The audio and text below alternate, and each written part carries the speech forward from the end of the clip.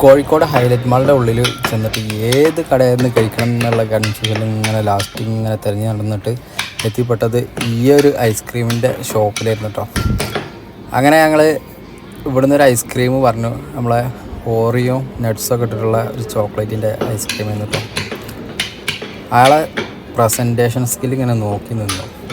സംഭവം ഒരു സകലകല വല്ലഭനാന്നുള്ള സ്ക്രീനിൽ ഇങ്ങനെ ഓരോ വീഡിയോസ് ഇങ്ങനെ വന്നപ്പോഴാണ് നമുക്ക് മനസ്സിലായിട്ടു സാധനം നല്ല ടേസ്റ്റ് ഉണ്ടാകും. ജസ്റ്റ് നമ്മൾ കണ്ടു നോക്കി. നമ്മൾ ഭക്ഷണത്തിനെ പോലെ തന്നെ അത് ഉണ്ടാക്കുന്ന ആൾക്കാരെ കഴിവും ചില ടൈമിൽ നമ്മൾ നോക്കി നിൽക്കുന്നുണ്ട്. അതുപോലെ നോക്കി നിന്ന ഒരു സംഭവമായിരുന്നു ഇത്.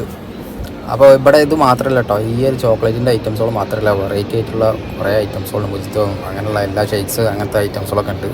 അപ്പോൾ നമ്മൾ ജസ്റ്റ് ഒന്ന് ട്രൈ ചെയ്യാൻ വേണ്ടിയിട്ട് മാത്രം വാങ്ങിയതായിരുന്നു ഇത്. It was very nice.